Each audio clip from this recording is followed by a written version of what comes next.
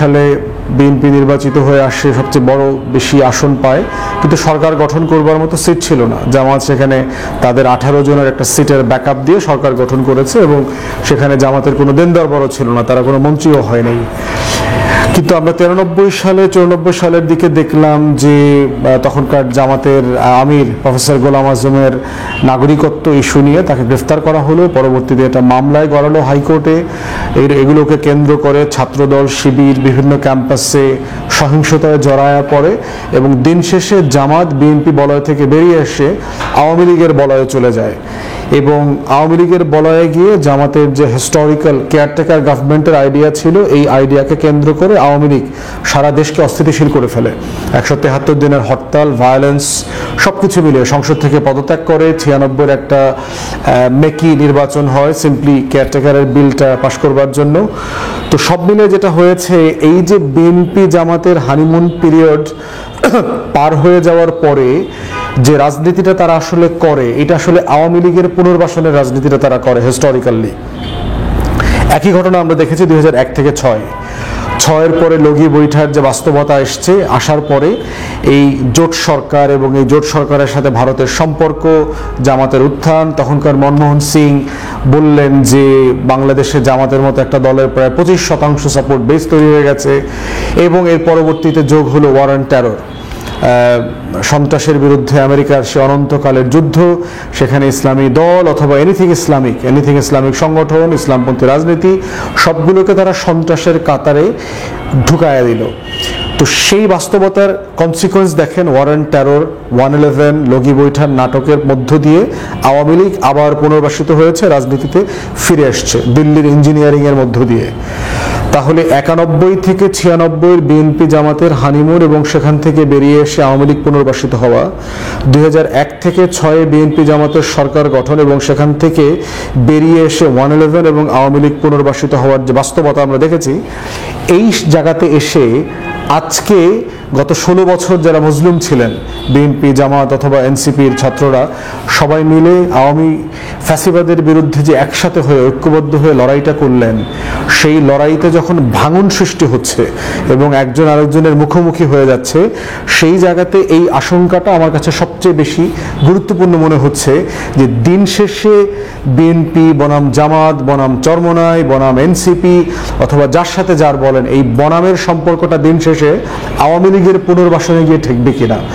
যদি একান্ত আওয়ামী লীগ নাও হয়, যেহেতু গণ অভ্যুত্থানের পরাজিত শক্তি, জাতীয় পার্টির মতো কোনো ল্যাপডগ 1/11-এর মতো একটা সরকার এসে খুঁজে ফিরে দিল্লির সেবাদাস কোনো দলকে বেছে নেয় কিনা অথবা এরকম কোনো গোলাম দল বানায় কিনা, সেই রকম একটা বাস্তবতার দিকে আমরা যাচ্ছি কিনা। আপনারা দেখেন গত 2 সপ্তাহ আগে মিটফোর্ডের যে ঘটনা, এই ঘটনাটা যে প্রসেসে করা হয়েছে, যেই ব্রুটালিটিতে করা হয়েছে এবং ভিডিও করা হয়েছে, এবং তার প্রেক্ষিতে তারেক রহমানের বিরুদ্ধে যে নোংরা ভাষায় স্লোগান দেওয়া হয়েছে এবং তার বিপক্ষে আবার ছাত্রদল মাঠে নেমে বিএনপি এবং জামাত এবং এনসিপিকে যে ভাষায় গালাগালি করছে অথবা যে ভাষায় স্লোগান দিচ্ছে, এগুলো কিন্তু আওয়ামী বয়ান, দিল্লির বয়ান। তাহলে দিন শেষে মনে হচ্ছে যে আমরা বড় দলগুলো পার্টিকুলারলি সবাই ইতিমধ্যে দিল্লির ফাঁদে কোনো না কোনো ফর্মে পা দিয়ে ফেলেছে। শুধু দিল্লি না, বাংলাদেশে পতিত স্বৈরাচার আওয়ামী লীগের যারা দোসর আছে আমলাতন্ত্রের ভিতরে, আমাদের সশস্ত্র বাহিনীর গোয়েন্দা সংস্থাগুলোর বিভিন্ন জায়গাতে জেকে বসে আছে, তারা এখান থেকে খেলছে। হাসিনার বিরুদ্ধে আমরা যে স্লোগানগুলো এত নোংরা ভাষায় দেই নাই, সেই ভাষায় তারেক রহমানকে স্লোগান দেওয়া হয়েছে তার দলের একজন লোক খুন হওয়ার পরে, এবং এটা কোনোভাবে গ্রামের মিলছে না। ছাত্রদল, বিএনপির লোকজন স্লোগান দিচ্ছে তুমি কে আমি কে, বাঙালি বাঙালি। জামাত শিবির রাজাকার, এই মুহূর্তে বাংলা ছাড়, এই ধরনের কথা বলছে। এগুলো তো আওয়ামী স্লোগান। এই আওয়ামী ফ্যাসিবাদ, এক শিশির 2 সিপি, জামাত আর এনসিপি, এই ধরনের স্লোগান দেওয়া হচ্ছে। তাহলে দেখা যাচ্ছে যে কিভাবে মুখোমুখি বাস্তবতা তৈরি হয়ে গেছে। আজকেও দেখলাম এনসিপি নেতৃবৃন্দ বিএনপি স্ট্যান্ডিং কমিটির সদস্য সালাউদ্দিন আহমেদের বিরুদ্ধে কক্সবাজারে গিয়ে খুবই উস্কানিমূলক একটা স্টেটমেন্ট দিয়েছে, অতএব এবং সেখানেও যথেষ্ট টেনশন বিরাজ করছে। এই প্রেক্ষিতে আবার আগামী কালকে থেকে শুরু হচ্ছে 5 দিনের ঐকমত্য কমিশন। তো রাস্তাঘাটে আমরা সবাই একের বিরুদ্ধে আরেকজন দাঁড়িয়ে স্লোগান দিয়ে শত্রু বানিয়ে পরবর্তী দিন এসি রুমে গিয়ে ঐকমত্য কমিশনে গিয়ে দিন শেষে কি আসলে আমরা কোনো বিষয়ে ঐকমত্য করতে পারবো? এটা সিম্পলি প্র্যাকটিক্যাল? এগুলোর মধ্য থেকে জুলাই সনদ অর্জিত হবে? এই জন্য আমার কাছে মনে হচ্ছে যে রাজনৈতিক দলগুলোর ভিতরে যে রেসপন্সিবল দায়িত্বশীল আচরণ দরকার ছিল সেটা আমরা দেখতে পাচ্ছি না। একজন আরেকজনের রাজনীতির এবং রাজনীতির পলিসি কর্মসূচি নিয়ে সমালোচনা করবেন, মার্জিত ভাষায় করবেন, যে কোনো নেতার বক্তব্যের সমালোচনা করবেন, এটা গণতান্ত্রিক মূল্যবোধ এবং সেটাকে আমরা অবশ্যই স্বাগত জানাই। কিন্তু যে ভাষায় করা হচ্ছে এটা হচ্ছে মানে প্রতিপক্ষকে শত্রুতার পর্যায়ে নিয়ে যাওয়া হচ্ছে। আর শত্রুর সাথে বোঝাপড়া হয় না, শত্রুর সাথে ঐকমত্য হয় না। অতএব এই শত্রুতার সম্পর্ক নিয়ে রাজপথ থেকে যখন আমরা ঐকমত্য কমিশনে যাব, দিন শেষে কোনো বোঝাপড়া হবে না, ওখানে ডেডলক হবে এবং গত 2 সপ্তাহের আচার আচরণ, রাস্তার যে বাস্তবতা সেগুলো ওখানে ফুটে উঠবে।